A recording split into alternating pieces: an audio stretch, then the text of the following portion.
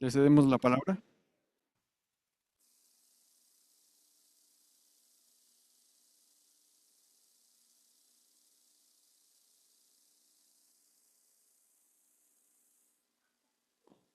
Hola. Sí. Hola, hola. ¿Se escucha? Ok.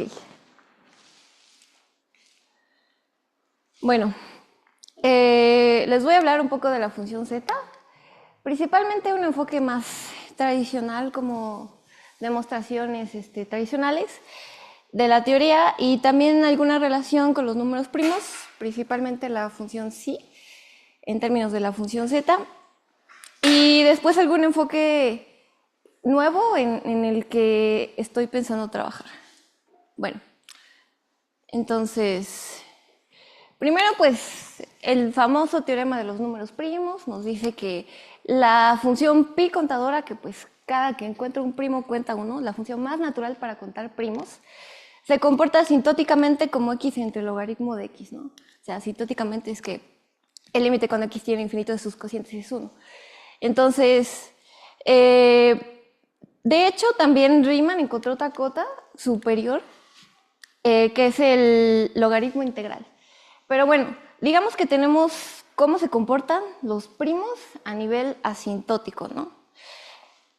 Lo primero que uno se pregunta es, ok, ¿pero existe una fórmula explícita para representar esta función pi?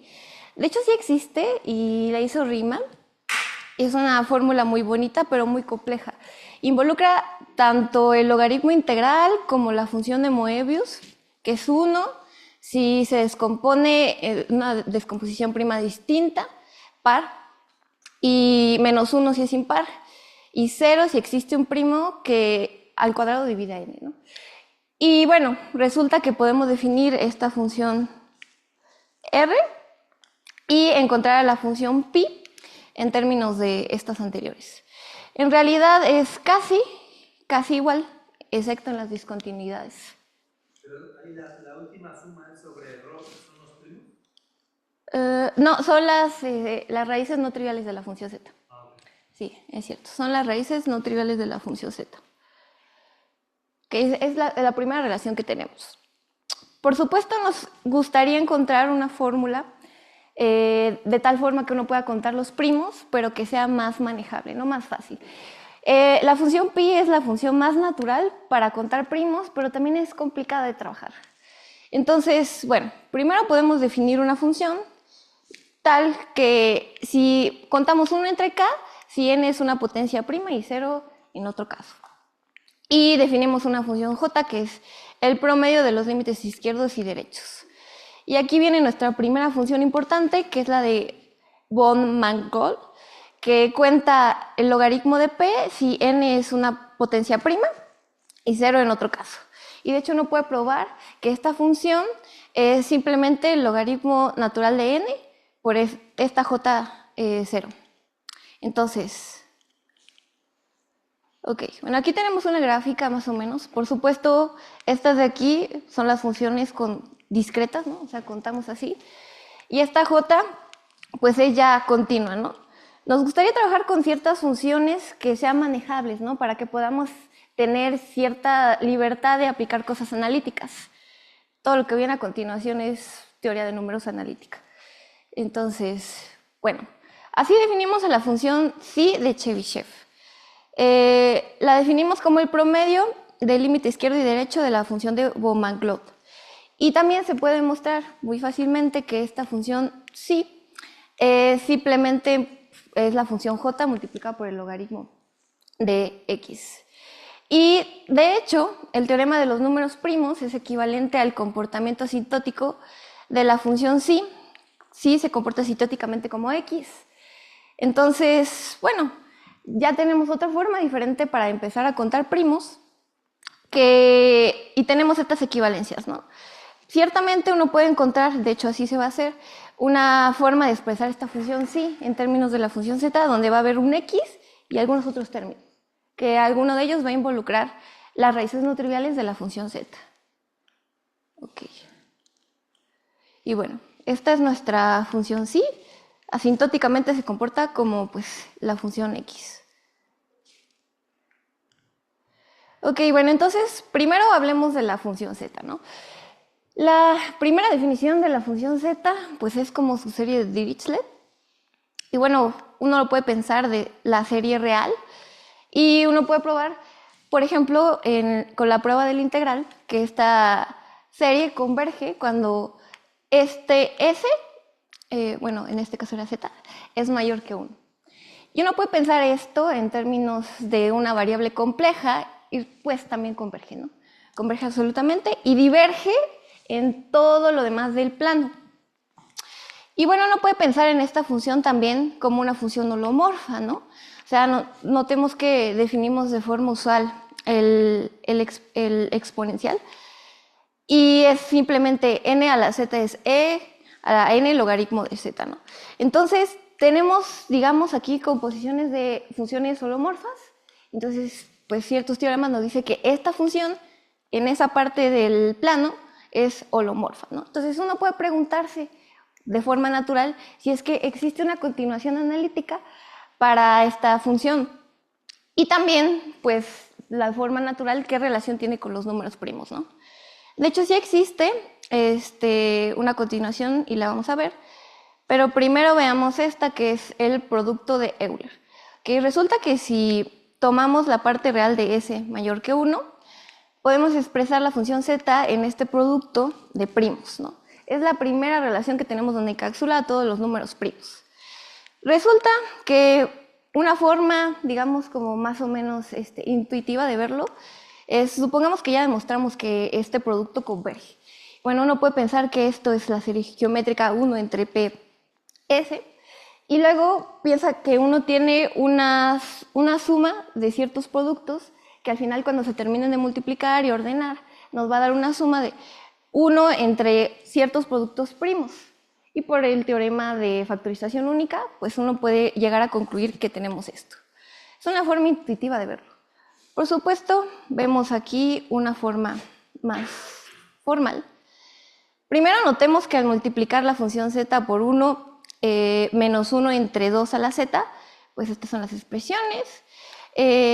Esto lo podemos expresar así, pues podemos distribuir. Todo funciona bien, converge. Y al final vamos a tener una suma de 1 entre m a la s con m los naturales menos todos los múltiplos de 2, ¿no? Entonces, de esta suma principal hemos eliminado todos los cocientes con denominadores múltiplos de 2. Entonces, ¿qué pasaría si aquí en lugar de 2 multiplicáramos por 1 menos 1 entre 3 a la s? ¿Qué pasaría? Exacto, quitamos todos los múltiplos de 3. Y así lo hacemos con todos los números primos y al final pues vamos a ir quitando todo eso de aquí. Y bueno, si definimos a nuestro producto parcial como 1 menos pk a la menos s, que va de 1 a n, y empezamos a multiplicar,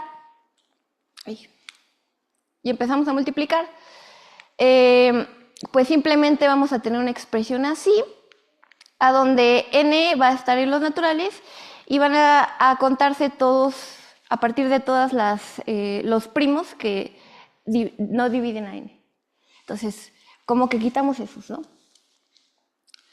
Y si uno fija a s con r mayor que 1 y define el épsilon mayor que 0, podemos elegir un n, ¿qué pasa esto, no? Y si n es mayor, igual que n mayúscula, por nuestra elección tenemos pues esta situación trivial de los números primos.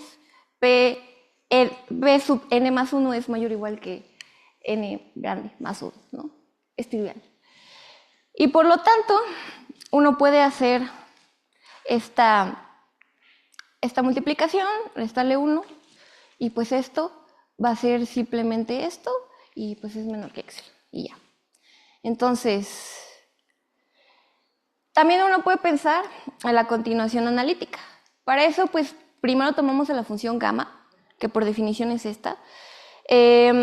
Uno puede demostrar que de esta forma la función gamma es holomorfa en el plano mayor que 0, en el plano real con la parte real mayor que 0, pero también tiene una continuación analítica.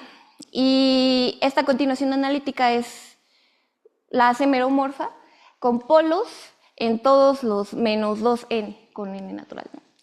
Y en el 0. Entonces, bueno, uno puede tomar esto, hacer este cambio de variable, de este lado va a salir un nz, y luego hacer la suma, ¿no? De 1 a infinito. Y entonces de este lado vamos a tener la función z, y aquí pues podemos meter, porque todo converge, y usamos la serie geométrica, ¿no? Sustituimos eso y nos queda esta integral.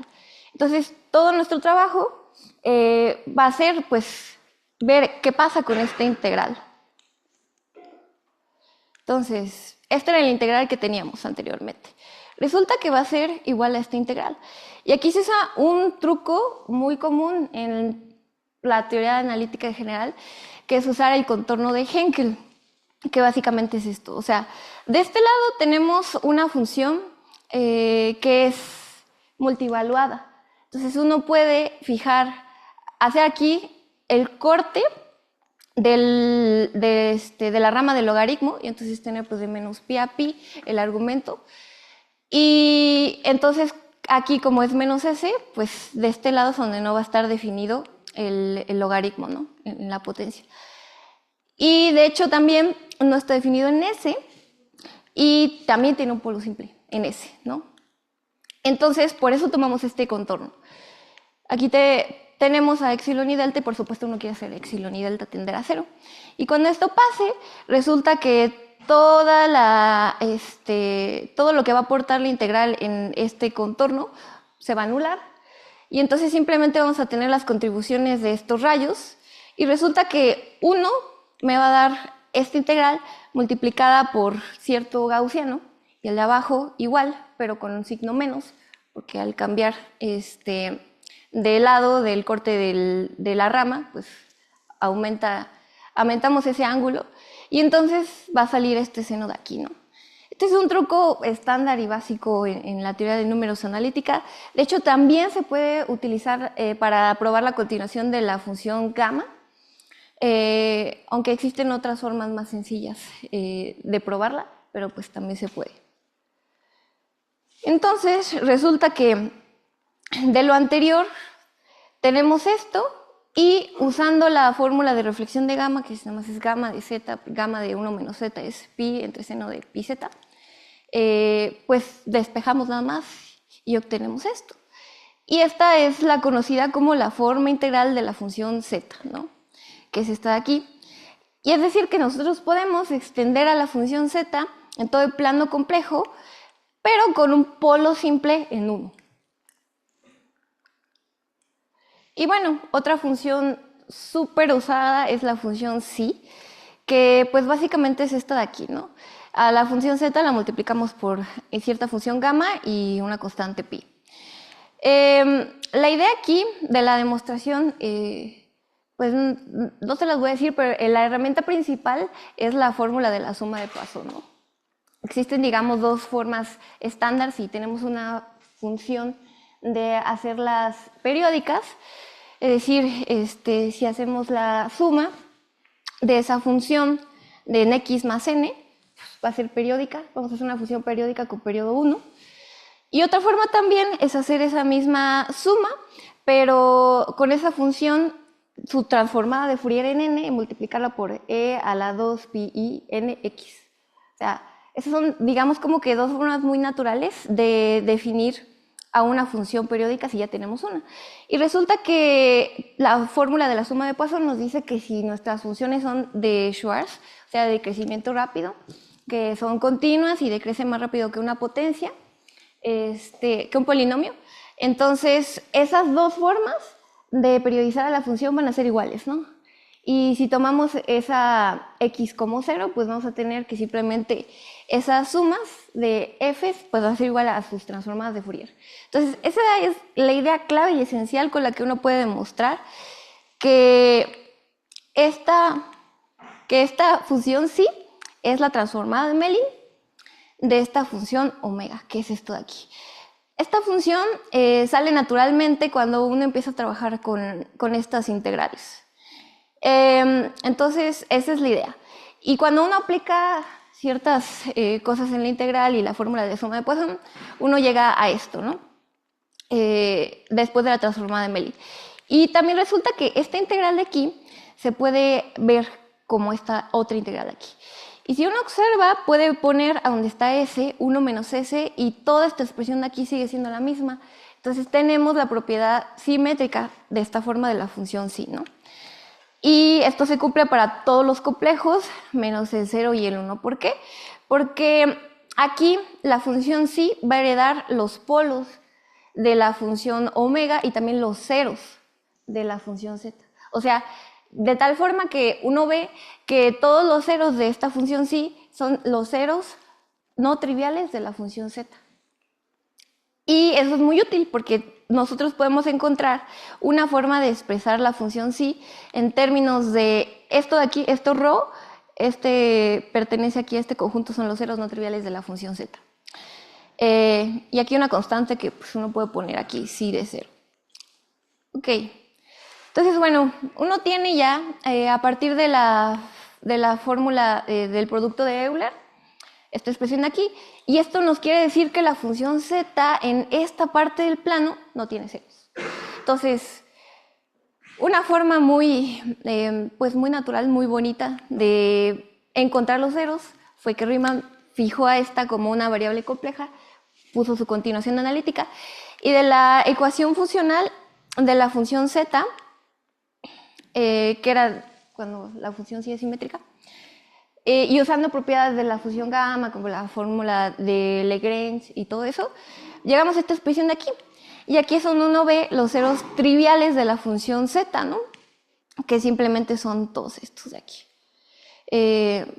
Porque es donde se hacen cero esto. Y por supuesto, la hipótesis de Riemann es que los ceros no triviales, que son los que se encuentran en la banda crítica, que está entre 0 y 1, están en la línea real 1/2. Bueno, eso implica muchas cosas. De hecho, uno puede pensar en varias formas numéricas de ver este problema y resulta que numéricamente hay cierta sospecha de que sí pasa, pero pues por supuesto cuando hablamos de números primos y de cálculos infinitos pues no tiene mucho sentido hablar de cosas numéricas porque pues nada se puede probar bien. Entonces, nuestro fin ahora va a ser expresar esta fórmula sí en términos de la función z. Entonces, por supuesto, para la parte real de s mayor que 1. Aquí tenemos el producto de Euler, que es simplemente esto, tomándole el logaritmo. Simplemente por propiedades del logaritmo sale este producto y esta potencia de aquí. Ahora uno puede expandir el logaritmo de aquí y simplificando nos queda esta serie de aquí. Entonces, aquí uno puede pensar en la integración de Stieltjes y de hecho esto lo puedo ver como una integral de Stieltjes, de aquí. Si observan, esta j era la función cotadora que teníamos anteriormente y aquí podemos ver como el incremento de 1 entre n cada que tenemos una potencia de p a la s'. Entonces,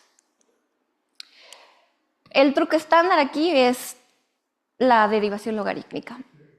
Entonces, por lo anterior, pues tenemos que simplemente la derivada de esto, pues es esto.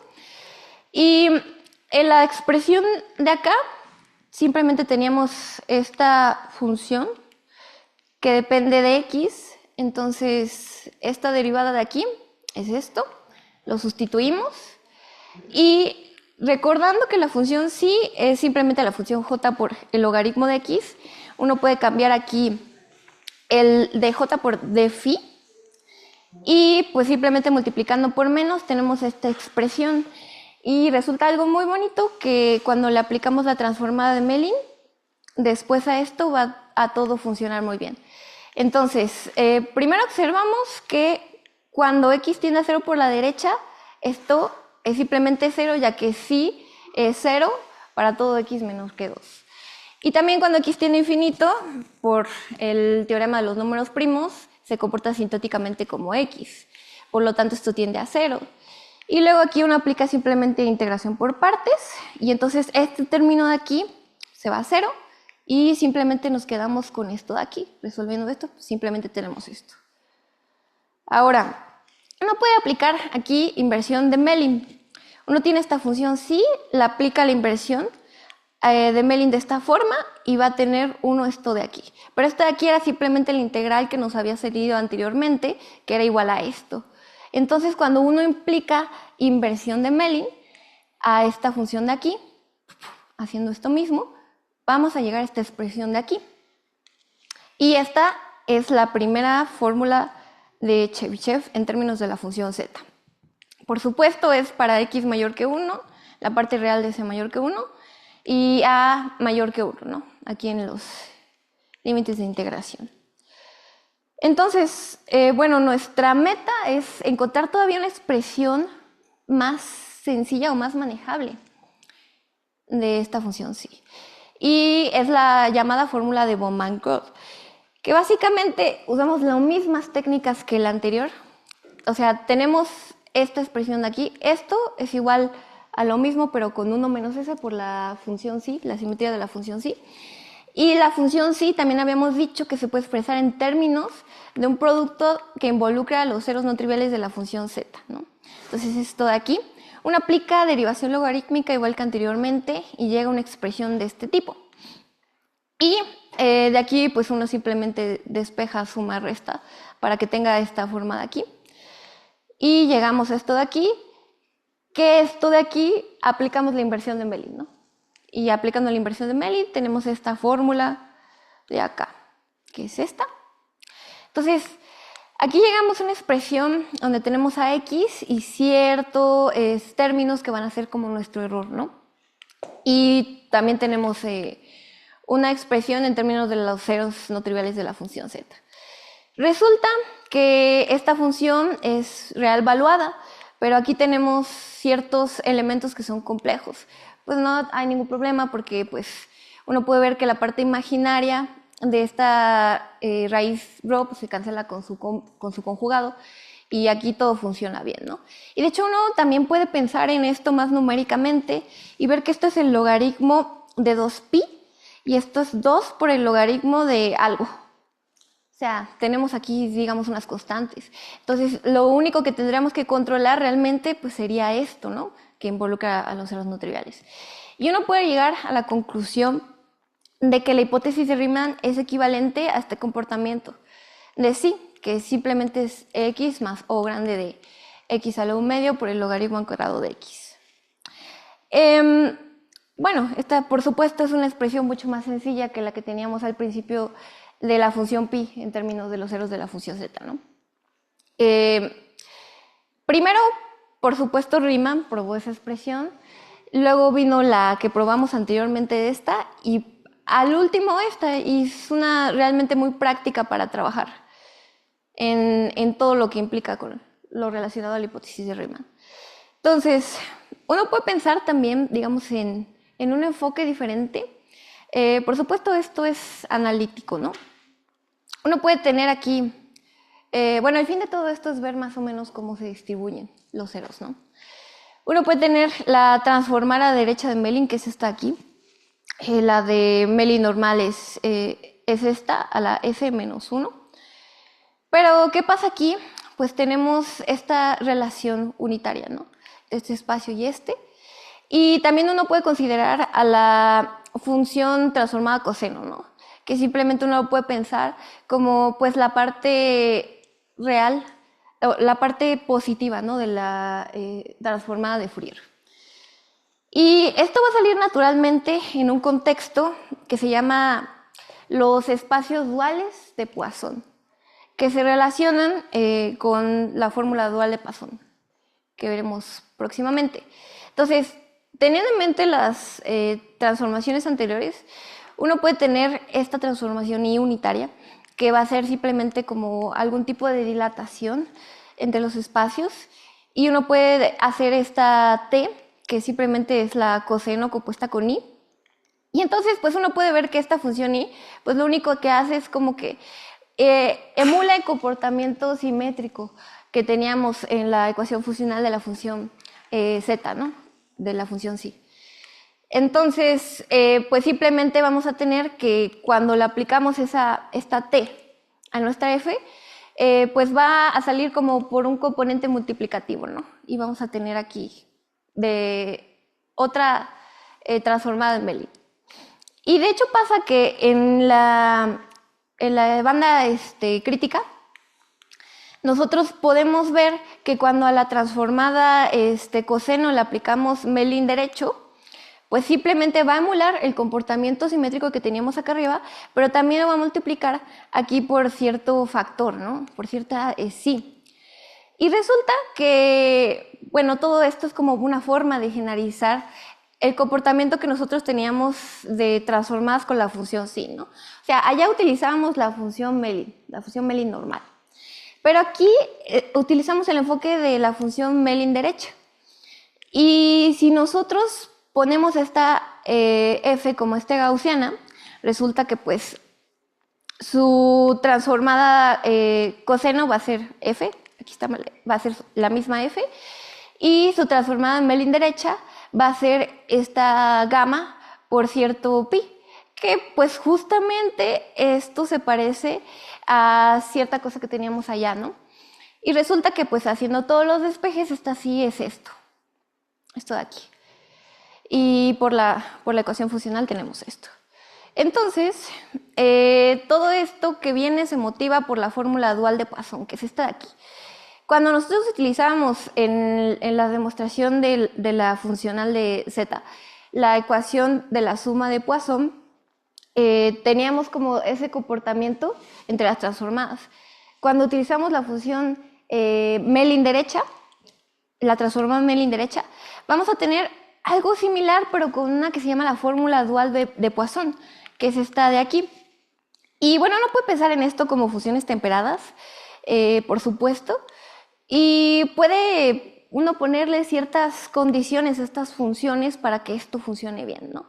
Para que digamos que como que esta fórmula dual de Poisson sea autocontenida, uno puede pedirle a esta G que tenga soporte compacto aquí y que esta función de aquí sea L2.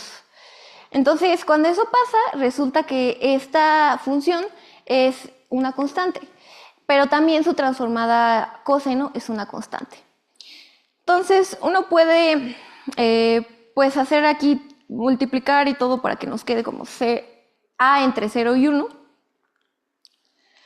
Y para cada A podemos definir este espacio que se conoce como el espacio dual de Poisson, que son todas las funciones L2 que son constantes y su transformada 0 es constante en el intervalo 0 a A. Entonces, básicamente es eso, ¿no? La motivación de ahí. Y uno puede también demostrar que estos espacios de aquí, que se llaman los espacios de Sondheim, que simplemente es tomar este tipo de transformada de Mellin derecha, pero multiplicado por este factor, que esta función, que es la función z en S, entre S menos ρ a la L, donde esta por supuesto es una raíz no trivial y L es la multiplicidad de la raíz, pertenece a este espacio, L1. Y esto tiene varias consecuencias analíticas que uno puede analizar, porque esta transformada de aquí resulta que es meromorfa y tiene polos a lo más en 0 y en 1. Y uno puede pues simplemente trabajar con cosas de maximalidad y todo eso, ¿no? O sea, este es un tipo de herramienta analítica con la que podemos ver cierto comportamiento de distribución de los números primos. Y bueno, ya, eso es todo. ¿Alguien tiene alguna pregunta?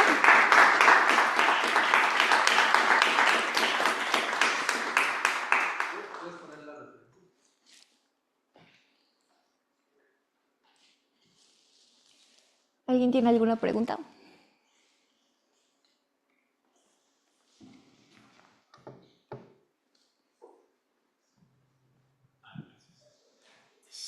Este acercamiento también sirve para estudiar otras series de Dirichlet. La verdad es que no he trabajado con eso, pero supongo que sí. Tiene sentido que sí.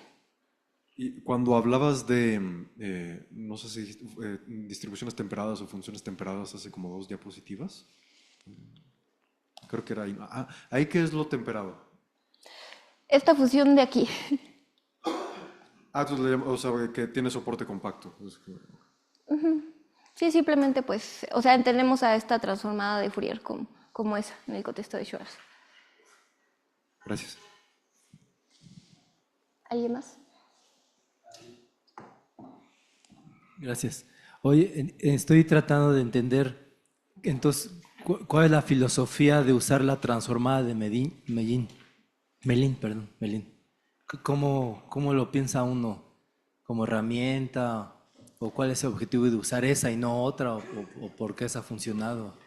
Sí, bueno, digamos que el enfoque tradicional en general de toda la teoría de la función Z es cuando uno tiene la función psi, esta función psi es simplemente una transformada de Mellin de cierta función. Entonces, uno puede mostrar que la fórmula de la suma de Poisson es equivalente a este comportamiento simétrico. Entonces, pasa que cuando uno cambia un poco esa transformada de Mellin, en lugar de la normal toma la derecha, uno le puede asociar una fórmula similar que es la fórmula dual de Poisson. Entonces, es un enfoque, digamos, nuevo, pero es básicamente eso. ¿Qué pasa cuando cambias esa transformada de Mellin? Esta sale naturalmente. O sea, es algo tradicional que sale cuando uno hace estas integrales. Se comporta de esta forma. Pero uno también puede estudiar esto a través de la transformada de Mellin derecha. ¿Alguien más? Bueno, pues ahora continuamos con nuestro segundo expositor.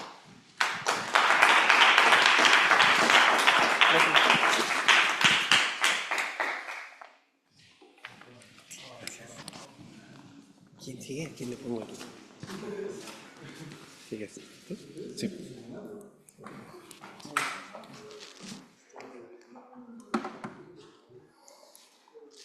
Dejamos ese. No, el Zoom, ¿no? Sí. Este lo pongo, ¿no sé? No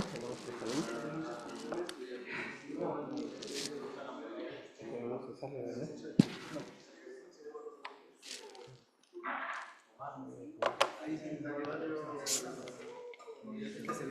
No, el 10 de diciembre es el último.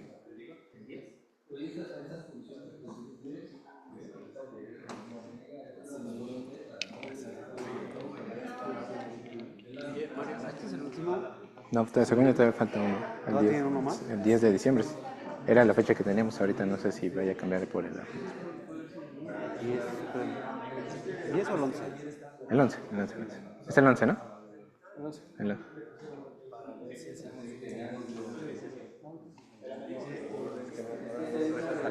¿Me dejas salir? Si le das, ¿no? ¿No? Está como trabado, ¿no? A ver, si quieres. Ahí está, ya. Está ahí luego. ¿La tuya eres el 1? Sí. Ahora vamos a hacer esto más grande. Y la compartimos. Es La pantalla completa está. Pero falta compartirla. Y darle compartimos aquí. Espera, déjame hacerlo grande. Compartimos. ¿Cuál es el? Este es tu clicker. Ajá. A ver si quieres, pruébalo en lo que escondo esto. Sí, ahí ya lo puedes pasar. ¿Ya le puedo pasar? Sí, nada más déjame ocultar controles de reunión pantalla. Listo. A ver si quieres, con el de abajo, ¿avanzas? ¿El de abajo avanza? Espera. Ahorita sí regresa. Super. Y prende tu micrófono, por favor. A ver, ¿cómo me lo prendo? Ya está. ¿Ya está prendido? ¿Se escucha? ¿Cómo se escucha? Sí, se escucha.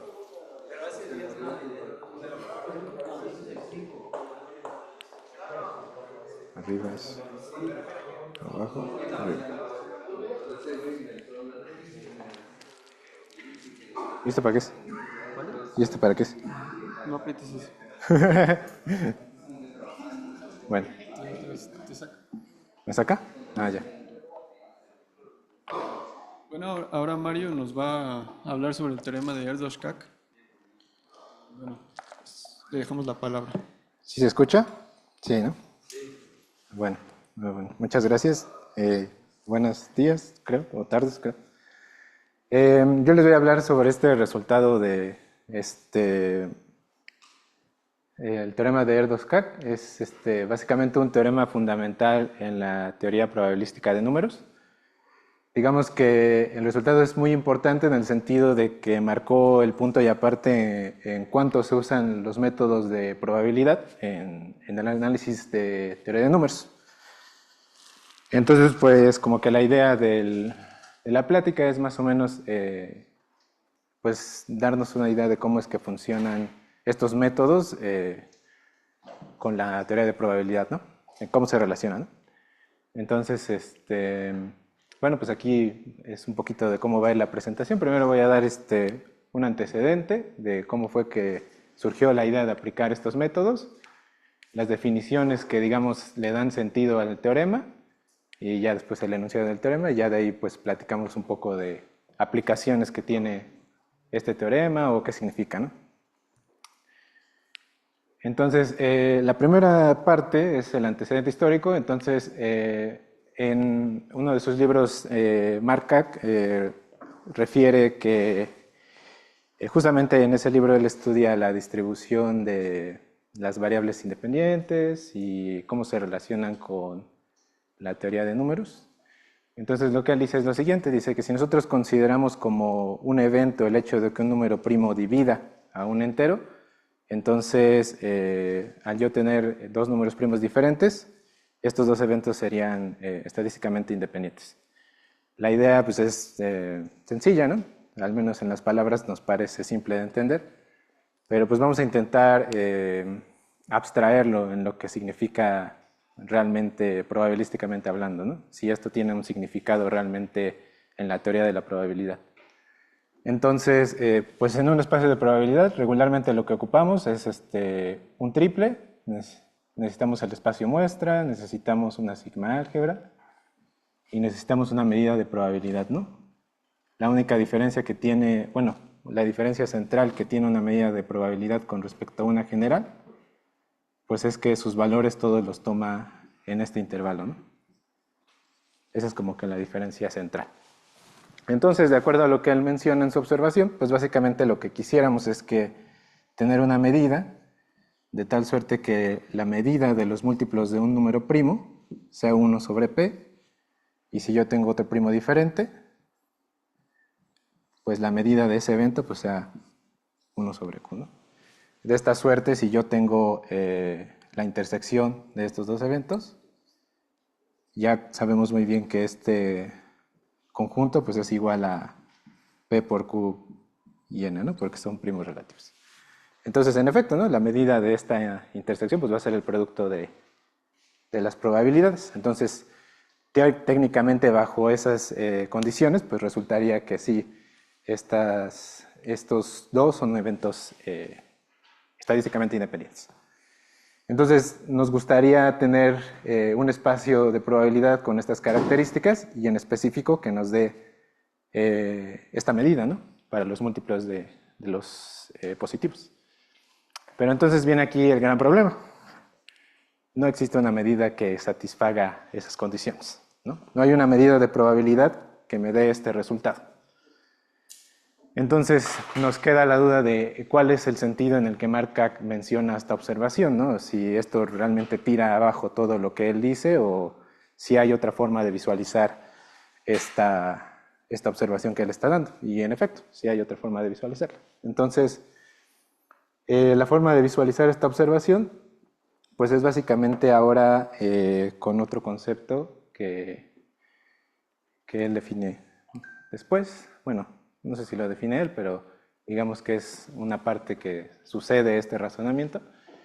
Y es que ahora en lugar de considerar una medida de probabilidad tal cual, pues vamos a considerar la densidad de un conjunto de números enteros, ¿no? ¿Qué es la densidad?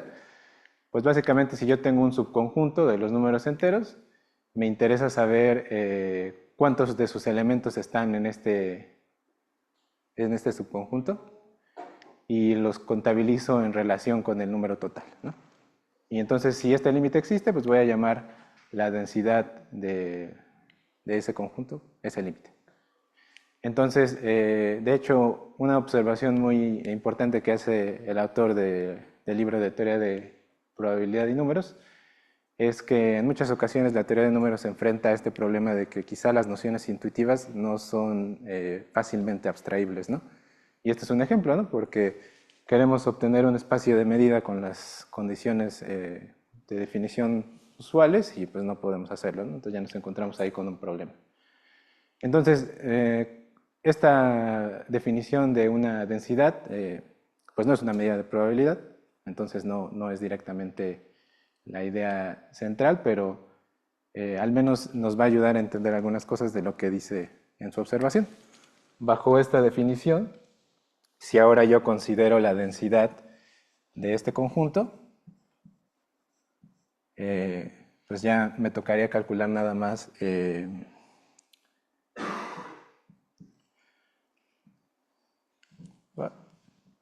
o sea, básicamente a lo que quiero llegar es que aquí lo voy a truncar en... Bueno, la voy a tomar parcial para no estar haciendo y ya después tomo el límite, ¿no? Entonces aquí son todos los p que divide a n. Entonces aquí estoy contabilizando todos los primos que son divididos por un entero n. Entonces esta sería como la densidad parcial, ¿no? Y mi idea pues, es tomar el límite de esta cosa, ¿no? Esto en particular, como voy a estar contabilizando solo los que están por debajo de x, pues va a ser igual a la parte entera de n sobre p. Y en efecto, ¿no? Cuando uno toma el límite de esta cosa, cuando n tiende a infinito, pues es 1 sobre p, que es exactamente la observación que dice Markak, ¿no? Que la densidad de este evento de los números primos, pues es 1 sobre p. Entonces, bajo estas condiciones, pues parece ser que sí podría funcionar esa observación. Pero, ¿cómo lo llevamos a la conexión con probabilidad tal cual? Pues entonces hay que hacer otra definición. Entonces, yo voy a tomar ahora un espacio de probabilidad finito. Este espacio de probabilidad finito va a ser justamente los primeros n números enteros. Y mi medida de probabilidad va a ser mu de n, que va a ser, bueno, creo que es más conveniente denotarlo así porque nu de n va a ser de un elemento, entonces va a ser la probabilidad uniforme 1 sobre n. Entonces, pues ya aquí fácilmente se pueden dar cuenta que esto sí es una medida de probabilidad, ¿no? Porque la suma de todo el espacio da 1, como es finito el espacio, pues no hay problema de que con la sigma aditividad, entonces todo funciona perfecto. Y va a resultar entonces que la densidad de un conjunto A va a ser exactamente el límite cuando n tiende a infinito de nu de n de A. Entonces, ¿cuál es el espíritu de la teoría probabilística de números? Pues es este. Básicamente no estamos estudiando todo el espacio de los naturales como el espacio muestra, sino vamos a estudiar diferentes espacios finitos, ¿no? Donde es más sencillo definir una medida de probabilidad que satisfaga las condiciones que se requieren, ¿no? Entonces, con esta definición aquí, ya básicamente el análisis de la teoría de números va a ser como de alguna especie de algo similar a estudiar asintóticamente una función, ¿no? Entonces, bueno, aquí estoy básicamente dando ideas de cómo se formaliza el argumento que da Markak, y ese es específicamente importante porque pues ellos son los que demuestran el resultado, ¿no? Entonces, ahora que ya sabemos más o menos cómo formalizar el argumento de conectar la teoría de números con probabilidad, ¿cómo lo podemos llevar ahora sí ya a un estudio más serio? Pues ahora en lugar de estudiar nada más conjuntos, pues me interesa estudiar funciones aritméticas, ¿no? Que es el espíritu de la teoría de números. Bueno, entonces voy a dar ahora sí las definiciones que nos llevan al teorema.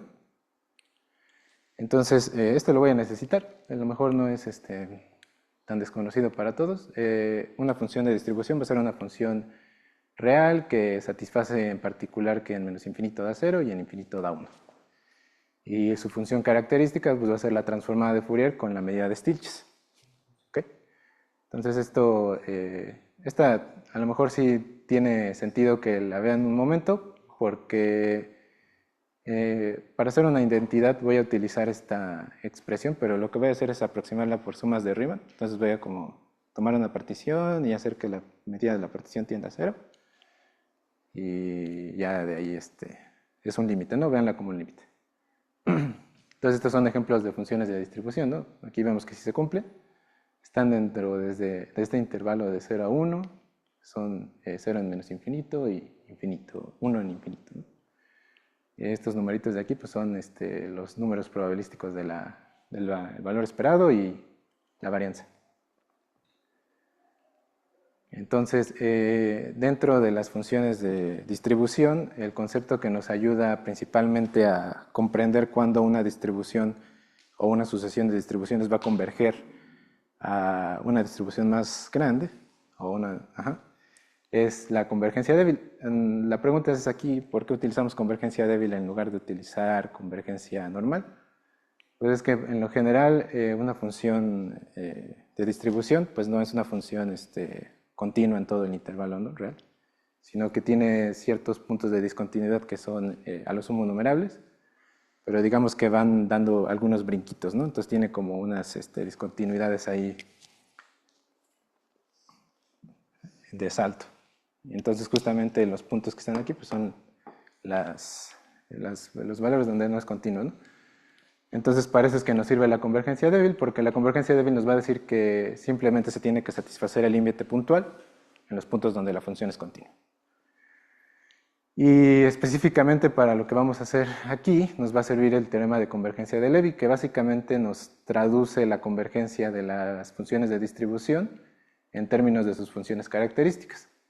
Si las funciones características convergen a una función que es continua en 0, entonces a la función las funciones de distribución van a converger a la f, ¿no?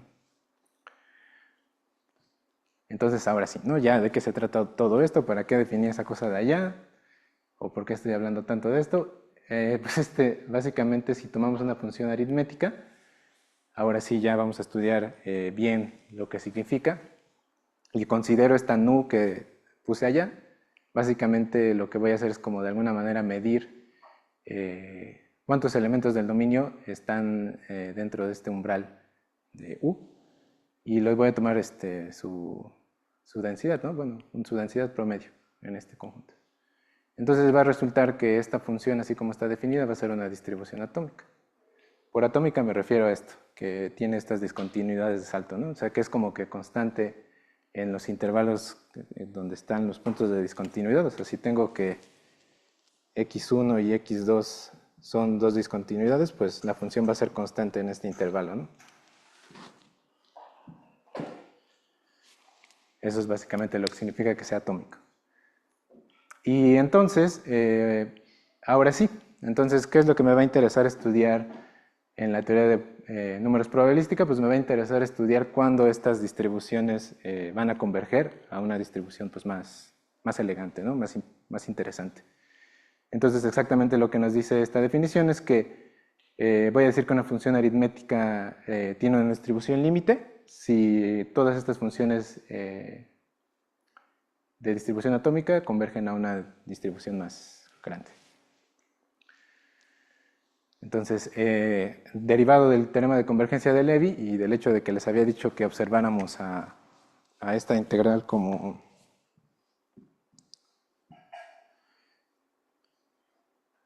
de ti, tau de x, ¿no? Diferencial de f de x. Entonces esto lo pueden observar como un límite, en donde van a tomar aquí y tau de u, y aquí vamos a tomar f de xk menos f de xk menos 1. Entonces, derivado de esta observación y de ver esto como un límite, haciendo que la medida de la partición tienda a 0, pues nos va a dar este resultado de acá, ¿no? Básicamente que voy a ver las funciones de distribución atómica, o sea, las funciones características de esta distribución, como esta expresión aquí, y entonces en ese sentido voy a poder decir que una función aritmética converge a una distribución límite, siempre y cuando pues esta converja a una función phi, que es constante, que es continua en 0. Muy bien. Entonces ya vimos más o menos cómo es que funciona todo esto, ya tenemos todos los ingredientes, por así decirlo, para estudiar el problema en sí. Y entonces, pues me voy a tomar el tiempo de explicar cuáles son las funciones, la función involucrada en el teorema de Hertz, ¿no? Porque a lo mejor todo esto ha sido muy... no tenemos como que la observación central de qué es lo que dice el resultado, pero el resultado pues lo que dice es básicamente el comportamiento de esta función. Entonces, las funciones omega pues son dos. La función omega minúscula es la que nos cuenta los números de factores primos, sin contar la multiplicidad de un entero, y la omega mayúscula nos cuenta los factores primos contando la multiplicidad. Entonces, el valor, por ejemplo, aquí es igual, ¿no? Cuando no tienen ninguna multiplicidad, ¿no? No hay problema.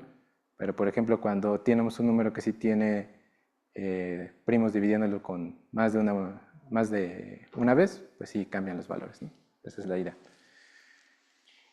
Y después que sigue, no lo vaya a reír. Ahí. Entonces, después viene otra definición, ya les prometo que es la última definición. Una función aritmética se dice que tiene un orden normal, G, si G es una función aritmética también y satisface esta desigualdad, ¿no? Básicamente que son casi iguales. Entonces, bueno, aquí ya antes de decir lo demás, pues voy a dar el contexto ya completo del teorema. Este teorema se demuestra en 1939 y este teorema como que no surge así de la nada, ¿no? O sea, no es como que es una observación así magnífica que tuvieron Erdős y Kac y ya se concluyó, ¿no? Sino que precede de un teorema que demuestran Hardy y Ramanujan, en donde lo que ellos dicen es lo siguiente, ¿no? Ellos demuestran que la mayoría de números enteros muy grandes tienen aproximadamente log n factores primos, ¿no? Entonces ahí pues ya nos encanta esta función en los números primos. Y pues lo que esto quiere decir pues es que el orden normal de la función omega minúscula pues es log n, ¿no? Aquí a lo mejor habría que hacer algunas adecuaciones para traducir el resultado como estaba en la definición, pero pues yo creo que es más o menos evidente que son equivalentes, ¿no? Entonces, cuando ellos prueban este resultado, pues es, digamos, el primer documento o artículo que de alguna manera visualiza la teoría de números, o bueno, visualiza esta función como de la forma probabilística, ¿no? Y uno se pregunta, ¿qué tiene que ver aquí la probabilidad, ¿no? Si hay solo un límite que pues puede ser nada más análisis, ¿no? Entonces, pues vamos a ver un poquito de por qué. Entonces, regularmente uno considera el valor esperado o la media de una variable y lo define como el promedio, ¿no? Sobre todas sobre un, o sea, tomamos la probabilidad que hay en cada punto y lo sumamos entre todas las variables que están dentro de esta variable, ¿no? Entonces, si ahora yo considero el valor esperado de la función omega minúscula, es decir, yo considero esta de aquí. Aquí voy a decir que n es menor o igual que n. Entonces, básicamente, esto no se conecta con lo que estamos diciendo allá, ¿no? Tenemos un espacio de probabilidad con la misma probabilidad en todos los puntos y me interesa medir cuál es el valor esperado de la función omega, ¿no? Entonces va a resultar que este valor esperado, ahí haciendo algunas adecuaciones, va a ser de este orden, justamente, ¿no?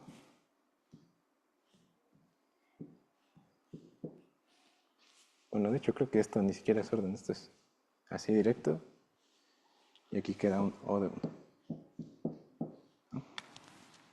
Entonces, como que de alguna manera lo que está aquí descrito es que omega de n menos su valor esperado, pues no tiene una diferencia muy significativa, ¿no? Y justamente, ¿por qué esto es importante? Porque cuando yo me vaya ahora sí al teorema de Erdős-Kac, la función que voy a estudiar es esta. Y si la vemos detalladamente, pues ¿qué está apareciendo aquí? Aquí está apareciendo el valor esperado y aquí está apareciendo la varianza, ¿no? Entonces, de alguna manera, en probabilidad, el teorema importante pues es el del teorema del límite central, ¿no? Que nos dice que si yo tengo unas variables aleatorias independientes y tengo esta sucesión de... Ay, no me acuerdo aquí cuál es. Bueno, aquí, perdón si me equivoco. Bueno, aquí va a aparecer la varianza, ¿no? Entonces, lo que nos dice el teorema del límite central es que estas variables aleatorias se van a comportar como la distribución normal. Entonces, digamos que el teorema de Erdős-Kac está recuperando esa parte, ¿no? Porque está poniendo aquí la función que estoy estudiando, el valor esperado sobre la varianza. Entonces, ¿qué esperaríamos? Pues que esto se comporte de manera normal, ¿no? Entonces, la idea de esto pues, sería averiguar si esta función en efecto está convergiendo a una distribución normal, ¿no? Y pues sí, en efecto, sí, se comporta, ¿no? Así. Tenemos exactamente que el límite de este estudio en cada uno de los espacios de probabilidad finitos pues se va a comportar o va a converger a la función de distribución normal, ¿no? Entonces, ¿qué nos está diciendo esto? Pues que el comportamiento de esta, o los valores que toma esta función, pues se están acumulando dentro de este valor esperado y el 97% ya sobre el esperado y la varianza. Entonces esta es la distribución normal, si no la conocen. Entonces lo que dice el teorema anterior pues es exactamente que todos los valores de la variable pues se van a concentrar en esta parte, ¿no? Y bueno, pues ya sabemos el teorema, ¿no? Ya más o menos sabemos qué está pasando, entonces pues vamos a ver unos ejemplos, ¿no? Para que no nos quedemos así como de qué significa todo esto. Entonces, pues la idea pues, es básicamente que el número de... Ahí no lo ven. El número de factores primos que tiene un número entero, pues siempre se va a encontrar muy cercano a este valor, ¿no? Al logaritmo del logaritmo de n. Y entonces, ¿cómo podemos darnos cuenta de esto? Pues vamos a tomar, por ejemplo, un número de este orden, ¿no? Vamos a tomar 10 a la 9, ¿no? Entonces, ¿cuál va a ser el valor que vamos a esperar? Pues vamos a esperar que los dígitos que tengan los números a partir de este orden, pues sea el logaritmo del logaritmo de 9, ¿no? Bueno, vamos bien. El logaritmo de 9, sí. Entonces, pues aproximadamente los dígitos que tiene un número de este tipo, pues son como aproximadamente 3 números primos. O sea, ese es el número de primos que cuesta hacer un número de este tamaño, ¿no? Y en general es ahí a donde va a quedarse esta distribución. Entonces, pues la idea de este teorema es que a medida que va creciendo el número entero, pues no se requieren tantos números primos para construir un número de ese tamaño, ¿no? Y bueno, este ejemplo es fundamental en la teoría de probabilidad de números, porque es el primer ejemplo de una distribución que converge a una distribución normal, ¿no? O sea, en sí, dentro de la teoría hay bastantes más formas en las que podemos estudiar la distribución de una función aritmética, pero bueno, pues este resultado es el primerito que nos está hablando de algo que se comporta bien. Y si se preguntan qué significado o qué utilidad tiene esta teoría, pues por ejemplo, yendo un poco, tomamos la función de Mobius, que ya sabemos que es una función aritmética, y de hecho estudiar el comportamiento en distribución de esta función pues va a resultar ser bastante atractivo, porque justamente, por ejemplo, esta función de Mobius tiene relación con la hipótesis de Riemann.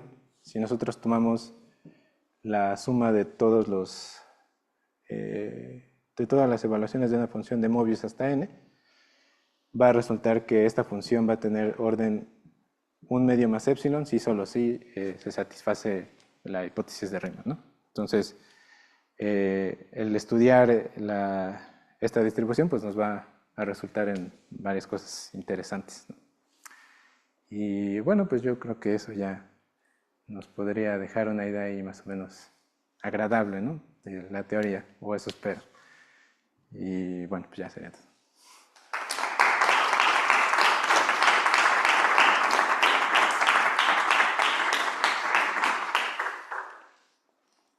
¿Alguna pregunta?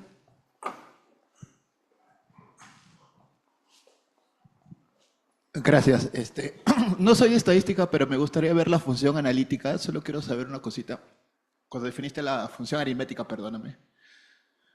¿Ahí está? ¿Cuál? Sí, el valor y A y B, igual que tú, cuando hiciste menor igual, es cualquier número real, ¿no? Ajá. ¿Estoy bien? Sí. Genial, esa era una duda que tenía. Y dos, es con respecto a la otra función que definiste con omega de n, que es La nu, ¿no? ¿Está? el omega mayúscula de n, que era todos los números incluso con multiplicidad. Ajá. Ya aproximaste tu primera función. ¿Habrá otra que la podrá aproximar a la otra, que es Sí, de omega hecho mayúscula? se cumple son muy similar a la omega de n. O sea, yo creo que los dos son casi, y se comporta igual. O sea, podemos deducir el mismo teorema para esta función.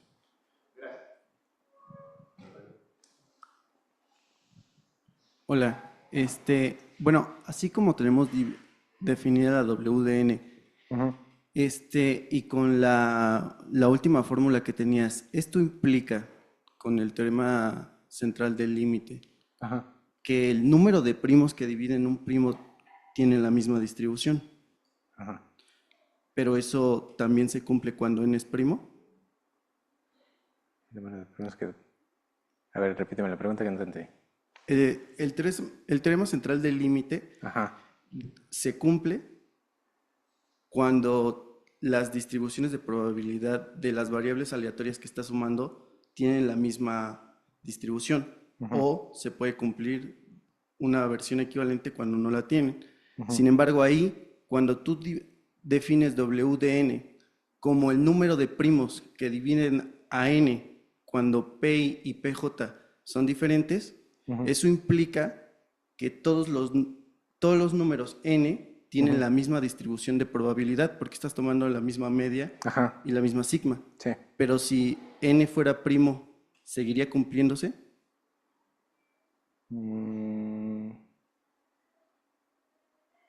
Y ahí no sabría, no lo visualizo bien. Mira, porque por ejemplo, o sea, al aplicar el teorema del límite central no es como literalmente aplicar el teorema del límite central, ¿no? Sino más bien es como utilizar un análogo porque justamente bajo las definiciones que di aquí, o sea, realmente no se puede considerar que que satisfaga todas las hipótesis del teorema del límite central. Es que según, bueno, entiendo, ahí SWN debería ser la sumatoria de primos hasta n. Ajá, sí, Y o lo sea, teníamos podrías como el verlo valor absoluto. como una función, ay, no me acuerdo cómo se llama. Sí, no, o sea, vas a tomar una Sí, la sumatoria de números que dividen hasta n, hasta n, sí. entonces sí se distribuye de una manera gaussiana. Ajá. Y sigue cumpliéndose cuando n es primo, nada más. Creo que faltó por ahí una suma. Sí, creo que sí, sí. Sí, porque, bueno, el problema con este teorema es que dentro de las demostraciones muchos asumen que se cumple el teorema del límite central. Sí. Entonces, el asunto ahí es que no hay una forma de definir, o al menos no hay una forma clara de definir este espacio de probabilidad, esta sigma álgebra y esta medida mu. Normalmente es más como asumido que sí se cumple y en base a eso ya sucede este resultado, porque justamente en la demostración que presenta el libro que involucra esta medida que te estoy dando acá, va a tomar este teorema que puse acá y lo único que va a hacer es estimar estas funciones, ¿no? Utiliza una desigualdad que se llama de Berry-Essen y lo único que hace es relacionar la función normal con estas funciones de características y ahí ver que el supremo de esa norma pues no es es menor que epsilon, ¿no? Básicamente en ningún momento hay como un argumento así puramente probabilístico. Sí hay formas de que se pueda demostrar esto puramente probabilístico, pero a mi parecer pues están un poco más complicadas, ¿no? Pero si utilizamos puramente teoría de números, pues funciona. Aunque sí te fallaría yo un poco en la parte probabilística porque tampoco soy probabilístico.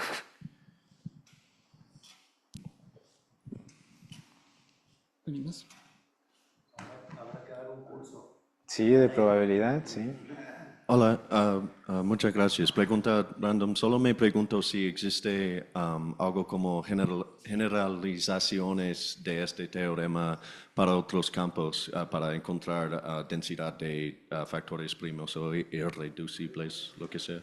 Sí, de hecho hay una generalización de este teorema que en lugar de contabilizar aquí los números de primos que están dividiendo un número, contabiliza, me parece que la cardinalidad de los elementos de una curva elíptica. Entonces sí hay una aplicación ahí en curvas elípticas. No te sabría decir exactamente cómo funciona, pero sí la fórmula es prácticamente la misma. Chido, muchas gracias. Sí.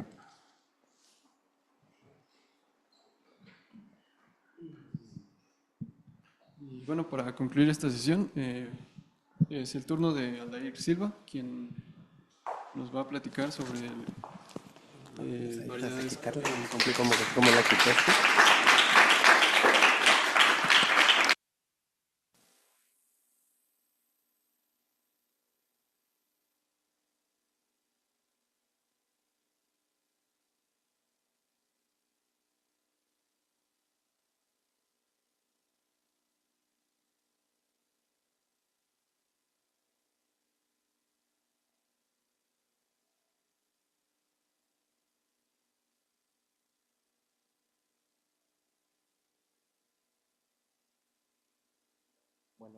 Bueno. De preferencia, ponte aquí al centro.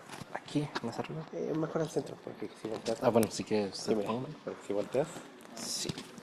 Ahí, súper. Ok. Tú lo haces, con nota, con avanza y regresas. Este es el de abajo. Sí.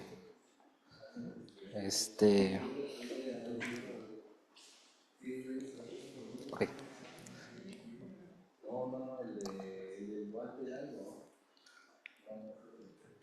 Ok. Ok, pues muchas gracias a todos por estar aquí. Pues no quiero tomar más de su tiempo, ya tomo un poco más de lo debido. Entonces, quedarme un poco de prisa. Bueno, el tema del que les voy a hablar hoy es acerca de deformaciones de estructuras complejas. Un tema un poco nicho, de que no se habla mucho. Y ustedes sabrán que hablar de temas de matemáticas en general es como, no mucha gente va a saber de los temas. Entonces, igual espero que les guste la plática. Ok, entonces primero hablamos de variedades. Muchos de aquí ya saben que es una variedad.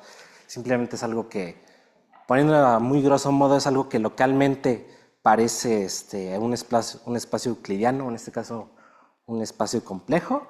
Es decir, digamos, esta es la variedad, está cubierta por alguna cubierta, es decir, subconjuntos de la variedad, y tengo mapeos de transición que me dan coordenadas que me pasan a coordenadas de la variedad, a coordenadas en Cn en este caso, porque estoy hablando de variedades complejas. En general puede ser en Rn, y bueno, tienen que ser compatibles. ¿En qué sentido? En que esta composición de aquí sea un mapeo holomorfo, ¿no? Entonces, eso es muy a grosso modo lo que es una variedad compleja. Y lo que, bueno, también tengo que hablar de lo que se llama un atlas, que es que un atlas simplemente está compuesto por pares, donde tengo pues, conjuntos de la variedad y tengo estos mapeos de transición. Entonces, algo que voy a comentar más adelante es que es equivalente dar un atlas a dar simplemente algo que se llama una estructura casi compleja, y esa estructura casi compleja debe satisfacer ciertas propiedades que se llaman propiedades de integrabilidad. Y nada más quédense con que tiene una estructura casi compleja. Es equivalente a dar el atlas que me define a una variedad y dar la variedad, pero simplemente olvidando que es una variedad compleja, y dar una estructura casi compleja. Entonces, ahora aquí nada más quiero construir un poco de intuición, porque no creo que muchos aquí hayan visto varias variables complejas.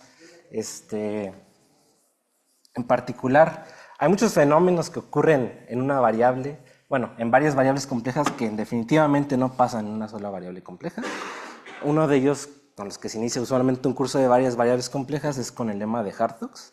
Entonces, lo que hice es el lema. Aquí voy a graficar a C2 para ahorrarme de problemas. Y lo estoy graficando con el valor absoluto en cada coordenada. Es decir, cada punto de aquí va a ser un toro. Entonces, el lema de Hartog lo que dice es que si yo tengo algo que se llama la figura de Hartog, que es de ese estilo, es decir, es un polidisco que yo le remuevo un cacho y tengo una función que es holomorfa aquí, entonces yo puedo extenderla a una función que sea holomorfa en todo el polidisco. Y eso es algo muy fuerte y es algo que no ocurre en una sola variable compleja. Por ejemplo, en una sola variable compleja tenemos lemas de extensión, por ejemplo, el lema de extensión de Riemann, pero no tenemos algo tan fuerte, por ejemplo, que yo pueda rellenar literalmente todo un polidisco aquí.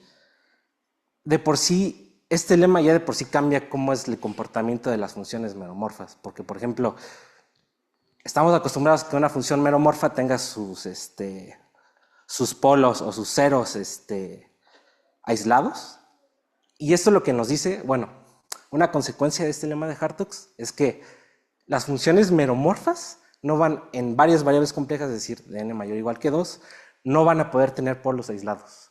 Entonces, y eso se demuestra, demostrando el Gómez general, es que las funciones meromorfas no pueden tener polos que estén en conjuntos compactos. ¿De acuerdo? Entonces, es algo bastante bizarro, pero pues la variable compleja siempre ha sido algo bizarro.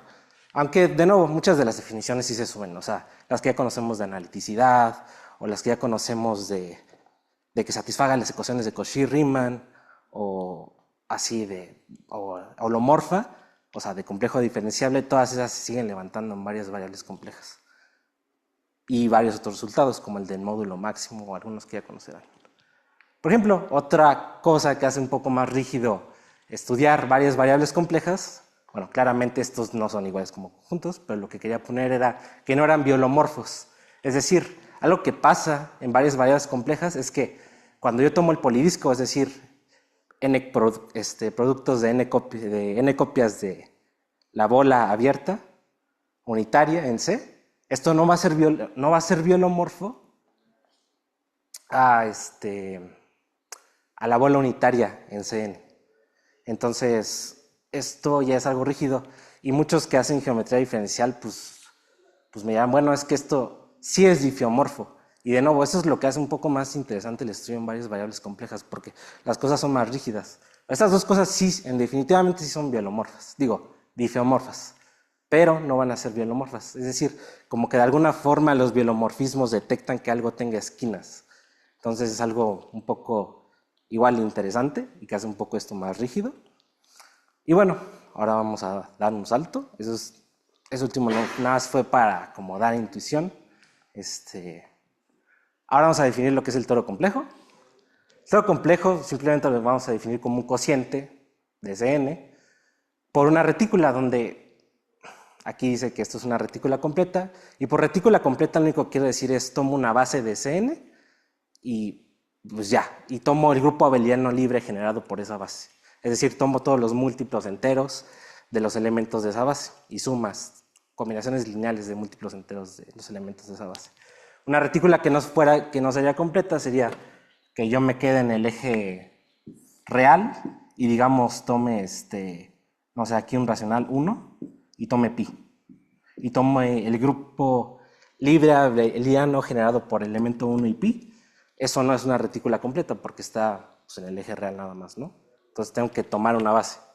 Es decir, por ejemplo, en C tendría que tomar algo como aquí el vector 1, 0 y tomar i, digámoslo. Y eso ya es una retícula completa en C. Sí, espacio vectorial nada más. Ajá. Sí, real, perdón. Sí.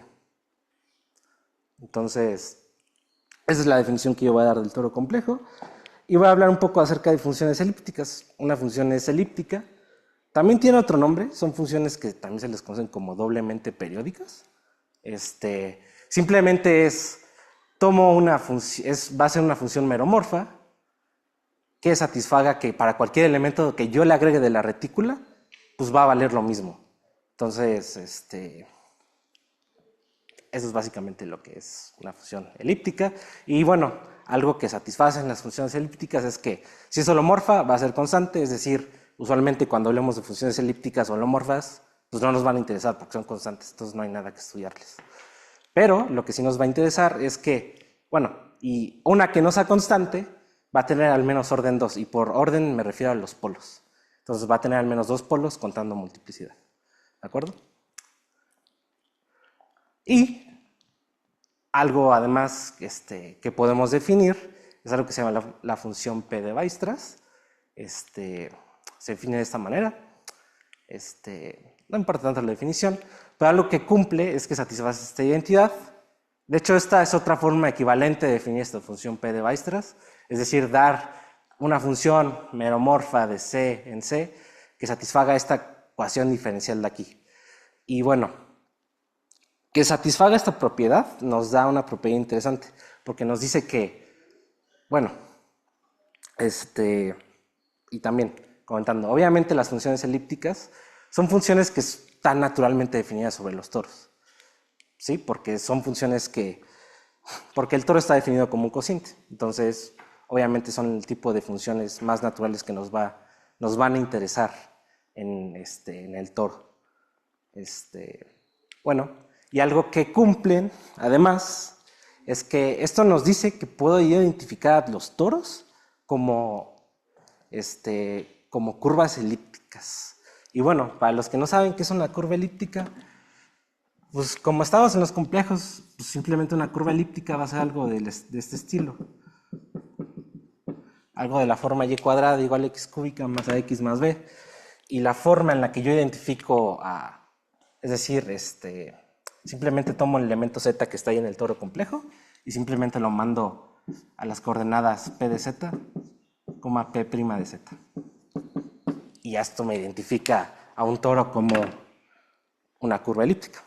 Entonces, solamente hay un comentario interesante. Además, algo que también hay que notar es que dos curvas elípticas, bueno, los toros complejos van a ser biolomorfos, es decir, isomorfos en C, sí, solo si sus retículas son homotéticas. Que sean homotéticas quiere decir que la retícula 1 es igual a alfa por la retícula 2 y alfa es un número complejo no cero. Y ya, eso es todo. Ok, entonces aquí es donde ya quiero hablar acerca del tema del que pienso hablar y para eso quiero dar como algo de motivación. Porque, como ya vimos, o sea, de lo que acabamos de discutir, es que dos toros complejos van a ser isomorfos y solo sí, o sea, me puedo fijar solamente en sus retículas, ¿no? Pero algo que además puedo checar es bueno, ¿cómo cambia la estructura compleja si yo muevo un poco la retícula? Es decir, aquí estaba mi estructura compleja antes, entonces, ¿qué es lo que hago? Pues simplemente pues lo muevo o lo deslizo un poco el toro, como ahí viene en la imagen, ¿no? Entonces, es como interesante estudiar, o sea, como, ¿qué pasa aquí, no? O sea, ¿cómo cambia la estructura compleja? Porque algo que tampoco mencioné es que la función P de Weierstrass me dice que todas las funciones, o sea, un resultado es que todas las funciones meromorfas sobre el toro complejo se pueden expresar como combinaciones racionales de la función P de Weierstrass. Entonces, y bueno, el toro que yo obtenga haciendo este cociente y este cociente no van a ser isomorfos de nuevo porque tienen que ser homotéticos. Estas cosas no es, o sea, multiplicar por un número complejo no cero significa rotar y luego reescalar, ¿no? Aquí obviamente estos no van a ser homotéticos porque este de aquí sigue estando aquí, entonces no pueden ser isomorfos los toros que yo obtengo al hacer el cociente. Entonces, ahora sí que la motivación de deformaciones estructurales complejas proviene de este ejemplo sencillo. O sea, ¿qué pasa si yo deslizo o muevo un poco este toro? ¿Y cómo cambia su estructura compleja? Entonces, y bueno, aquí hay algo, si quiero desmembrar como este caso. Por ejemplo, otra forma de ver que estas dos cosas no son biolomorfas es que si existiera un biolomorfismo, B lo voy a llamar, pues tiene que ser una transformación, debe preservar ángulos. Y esto de aquí no está preservando ángulos porque aquí tengo un ángulo de 90 grados y aquí tengo otro ángulo que no va a ser de 90 grados. Entonces esto no es un bielomorfismo, esa es otra forma de verlo. O también otra forma es viendo que si esto lo veo como un difeomorfismo, digo, es una transformación lineal, esto no va a cumplir. Bueno, algo que comentar rápido es que si yo tengo dos variedades complejas y aquí esta J representa su estructura casi compleja, una estructura casi compleja, en seminarios pasados una compañera nuestra habló de ellas, es que dos variedades complejas van a ser isomorfas si existe un difeomorfismo entre M y M', digamos F, tal que satisfaga que esta propiedad de aquí.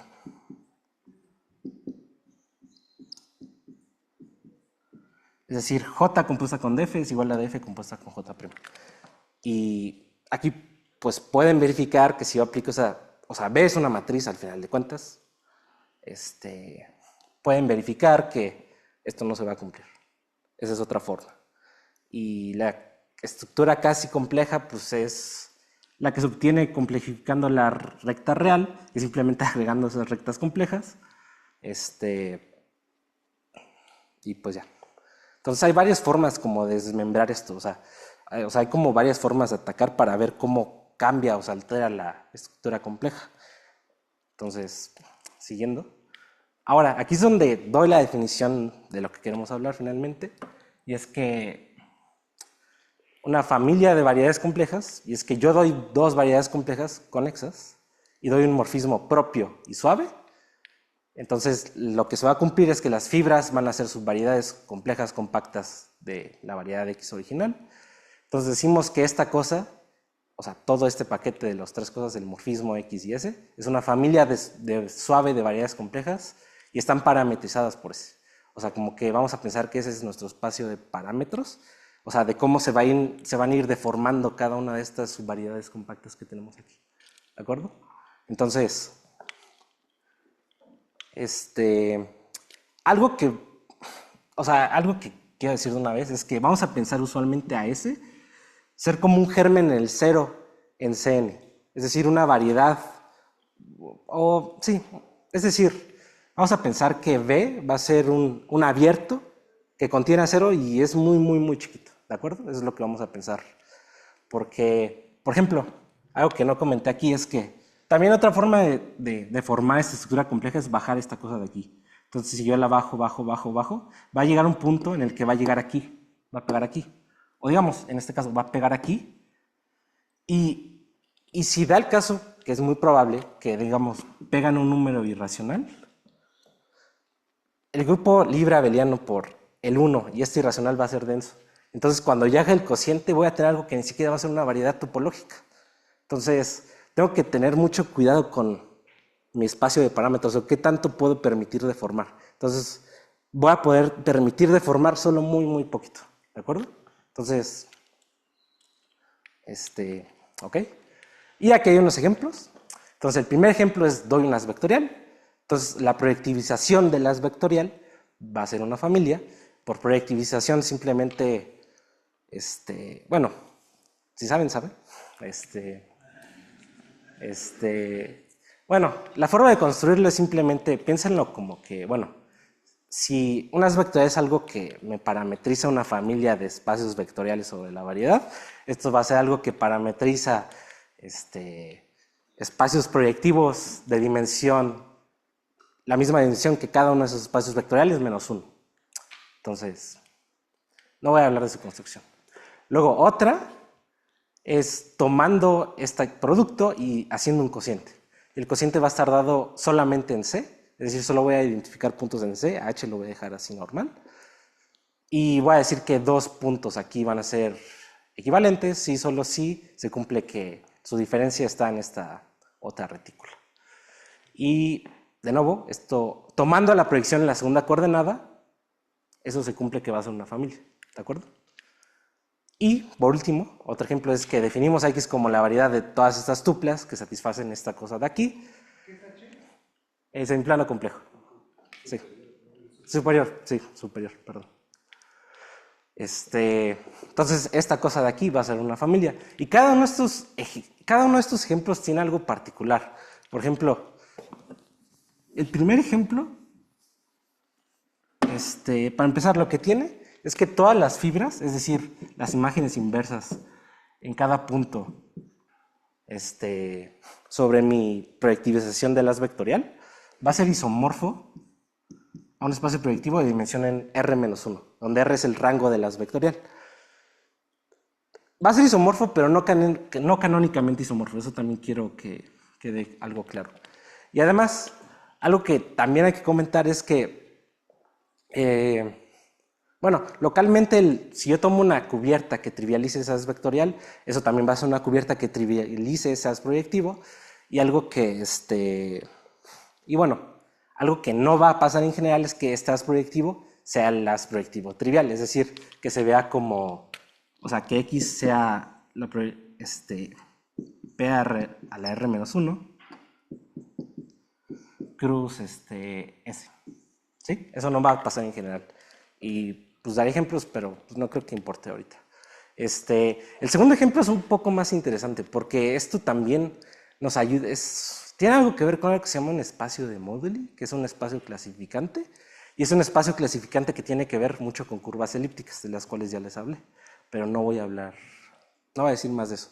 Este es el segundo ejemplo, más bien lo que quiere decirnos es que de alguna forma este espacio de parametrización nos ayuda un poco a entender también, por ejemplo, en este caso, curvas elípticas. Entonces, por eso es otra razón por las cuales nos interesa estas familias, digámoslo así. Y luego, este último ejemplo, lo que va a tener es que cada una de las fibras va a verse como producto de P1 con P1, pero la fibra especial en 0, esto no va a ser P1 por P1. Es decir, si yo me acerco mucho al 0, o sea, el comportamiento afuera del 0 no me dice cómo se va a comportar en este punto en particular. Entonces, de nuevo, esto es como, me dice que esto pues, es muy difícil de estudiar, ¿no? Porque no hay como, o sea, como que varía mucho la estructura holomorfa cuando pues, me muevo a lo largo del espacio de parámetros. Entonces, algo que hay que mencionar es que, bueno, o sea, como aquí mencioné, es qué ocurre en cada fibra cuando se mueve a lo largo del espacio de parametrización o de parámetros. Y bueno, el siguiente teorema me dice que no me tengo que preocupar de la estructura diferencial. Todas las retículas completas en C son homotésicas a los términos formosos, ¿cómo se trata? No. O sea, con ese no puedes parametrizar aún todas las curvas elípticas. No, con aún el no. segundo. Aún no. O sea, esto tiene un nombre así. Bueno, Huybrechts lo define como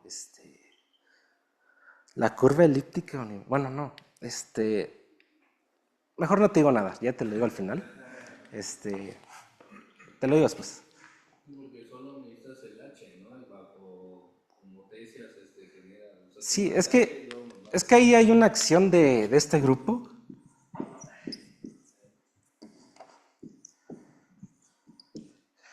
Y bueno, en las fibras voy a tener que, en las fibras de ese segundo as, lo que voy a tener es que dos fibras van a ser, ¿cómo se llama? Isomorfas. Sí, solo si se encuentran en la órbita de la acción de este grupo sobre el semiplano complejo. Entonces, a eso me refería como parámetro. ¿Este de aquí?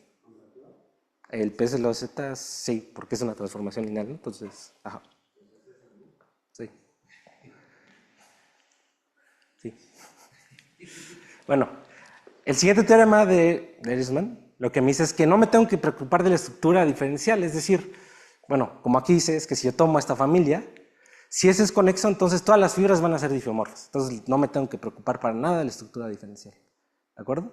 Solamente me voy a tener que preocupar de la estructura holomorfa, que es lo único que tiene chance de alterarse. Y de nuevo, esto es porque la estructura holomorfa es algo muy rígido. Y bueno, ya simplemente para dar una aplicación así rápida, es una variedad kähleriana, simplemente va a ser una variedad riemanniana, es decir, tiene una métrica riemanniana y tiene una estructura compleja. Y vamos a definir aquí una dos forma y vamos a decir que M es una variedad kähleriana si esta dos forma que estoy definiendo así. X y Y son campos vectoriales. Si esta forma es cerrada, ¿de acuerdo? Entonces, estas cosas tienen una estructura así como, o sea, se estudian mucho en geometría compleja y es porque se comportan muy bien. En particular tienen el siguiente comportamiento interesante y es que hay muchas formas de definir un Laplaciano en una variedad y la forma más común es usando la derivada exterior. Entonces, una forma de definirlo es así.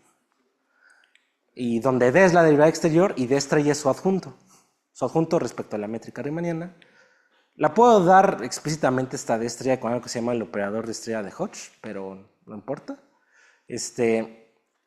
Algo que sí es que, de nuevo, si M es una variedad compleja, entonces podemos descomponer la diferencial exterior como operadores delta y delta barra, donde los operadores delta y delta barra pues ya los conocerán de su curso de variable compleja, que es simplemente un medio parcial respecto a X menos Y por la parcial respecto de Y, y el otro es más, en vez de menos más, ¿no?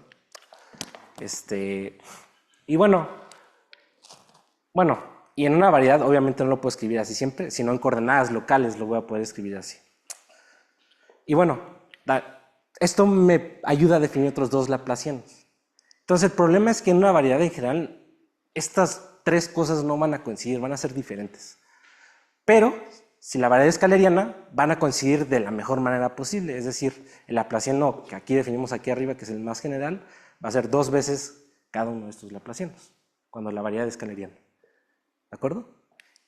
Y, ya para terminar, tenemos el siguiente teorema de Kodaira, es que si yo tengo una variedad compleja kähleriana y tomo una deformación, les había definido que es una variedad, pero no que es una deformación. Simplemente deformación es esa familia S de parámetros, va a ser algo en un germen del cero o sea, va a ser una bola muy chica en Cn, con centro en cero, ¿sí? Entonces, si yo tengo una deformación, cualquier fibra vuelve a ser kähleriana, una variedad kähleriana. Entonces es un teorema que se me hace bonito de Kodaira, ahí pues, bastante interesante. Y pues bueno, ya con eso acabo, no hay referencias, entonces ya.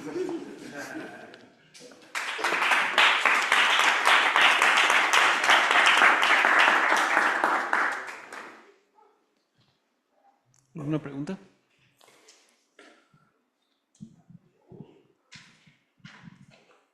¿Podrías explicar un poquito más de cómo está el asunto de la última diapositiva de las deformaciones? O sea, que tienes como una vecindad infinitesimal. Sí, una vecindad infinitesimalmente chiquita. Es que o sea, me gustaría hablar más de ello, pero sería meter un poco homología de gavillas. Pues no puedo. Pero algo que sí, bueno, o sea, puedo decir a ti a lo mejor, es que pues algo que querían ver Kodaira y Spencer cuando estaban definiendo esta teoría de deformaciones es bueno, una deformación aquí, como lo estamos viendo, es algo que muevo muy poquito del cero a la variedad y justamente es para no romper como la estructura compleja tanto como en el caso que ya vimos del toro. Si me alejo mucho, pues se rompe la estructura. Entonces,